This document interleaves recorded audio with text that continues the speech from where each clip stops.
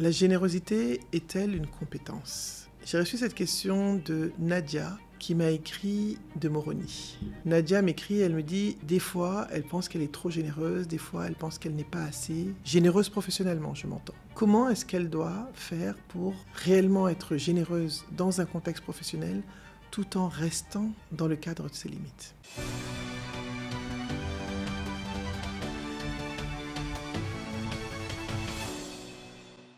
Bonjour et bienvenue sur la chaîne Naboufal officielle, la chaîne de l'investissement sur soi, du développement professionnel et personnel, la chaîne qui va faire de vous des personnes inspirantes, impactantes, brillantes et charismatiques. Bien sûr, je suis Naboufal. N'oubliez pas d'activer la cloche et abonnez-vous afin de continuer à recevoir régulièrement des alertes et savoir quand est-ce que nous avons une nouvelle vidéo. Si tu n'es pas encore abonné, abonne-toi, je vous connais. Alors, la générosité, c'est une puissance transformatrice qui peut vraiment transformer votre leadership en un leadership inspirant, transformateur. Mais qu'est-ce que c'est que la générosité professionnelle? Comment est-ce qu'on la développe et pourquoi est-ce qu'elle est importante? Quel est son impact? La générosité professionnelle, c'est tout d'abord, je vais vous raconter une histoire. Personnellement, je suis souvent sollicité pour faire des choses, bien sûr dans la limite du possible, sans être forcément payé. Mais pas pour tout le monde. N'en profitez pas pour venir écrire « Oui, je veux que vous veniez à mon événement » parce que je vous connais. C'est surtout dans un contexte particulier, des amis proches qui vont me dire « Écoute, est-ce que tu peux venir ?»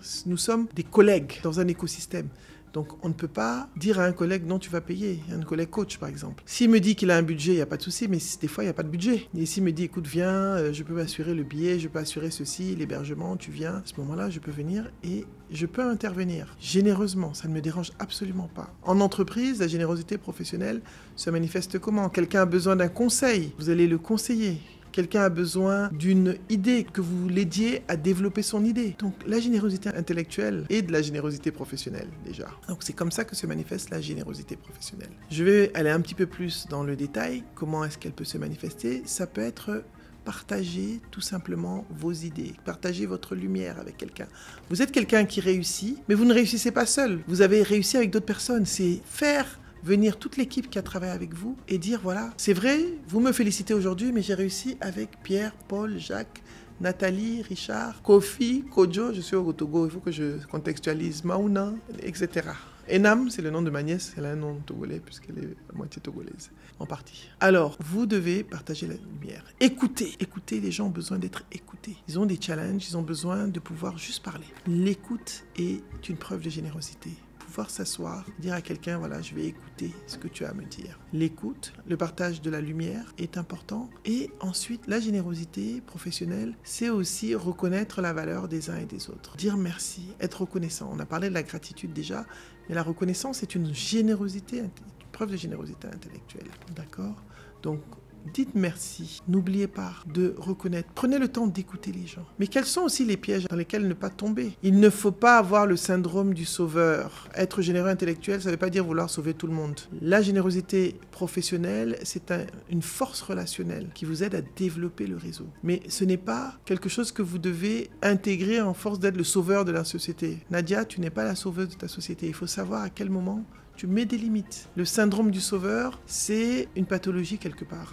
C'est un peu comme le syndrome de l'imposteur, on en parlera. Il faut savoir fixer les lignes. Quelles sont les limites de cette générosité professionnelle? Vous savez, il y a quelque chose que je lis souvent qui dit les donneurs, ceux qui donnent ne s'arrêtent pas, mais ceux qui prennent aussi ne savent pas s'arrêter. Donc il faut savoir que celui qui donne doit mettre une limite pour ne pas être dépassé. Vous devez toujours vous mettre en priorité, quoi que vous donniez. Vous connaissez ma citation là, You cannot pour from an empty cup.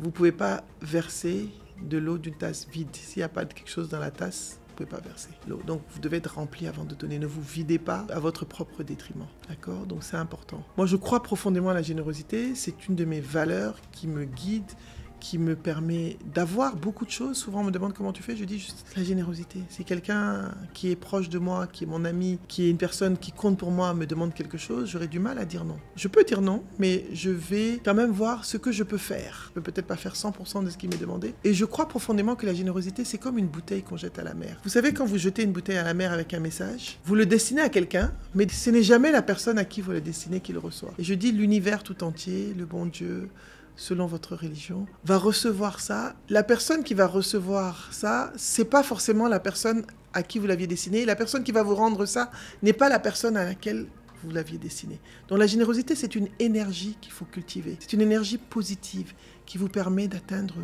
des sommets professionnellement. Quel est l'impact de la générosité en entreprise ? D'abord, la générosité en entreprise a un impact énorme parce que ça crée des équipes engagées, des équipes valorisées qui ont envie de travailler. La générosité en entreprise permet un travail en équipe beaucoup plus productif, beaucoup plus efficace. Et ça a été prouvé par une étude de la Harvard Business Review qui dit la générosité crée des équipes plus engagées. Très important. La générosité, c'est aussi une façon de transformer vos relations au sein de l'entreprise. Faites l'exercice, essayez d'écouter, d'être à l'écoute, de partager vos lumières, de partager votre savoir, etc. Et vous allez voir que vous allez développer des relations au sein de l'entreprise que vous n'aviez pas avant. Au bout de quelques mois, vous allez voir qu'il y aura une autre façon de travailler avec vous. Les gens vont, comment dire en anglais, relate to you. Vous m'excusez avec l'anglais, je devrais pourtant. Les gens vont communiquer avec vous différemment parce qu'il y aura cette reconnaissance, cette bienveillance que vous transmettez. Donc la générosité, sachez que c'est une force puissante qui va transformer votre leadership, qui va transformer votre façon d'être. D'accord ? Donc Nadia, j'espère que c'est clair pour toi. Je suis Naboufal. Si vous venez d'arriver, merci d'avoir suivi cette capsule. Et n'oubliez pas, vous êtes sur la chaîne qui va faire de vous des personnes inspirantes, impactantes, brillantes et charismatiques. Qu'est-ce que vous n'oubliez pas ? Activez la cloche, abonnez-vous. Pourquoi ? Parce que c'est le seul salaire que j'ai en faisant la chaîne. Donc vous avez entendu, abonnement là. Nadia, j'espère que j'ai répondu à tes questions et à bientôt. Merci.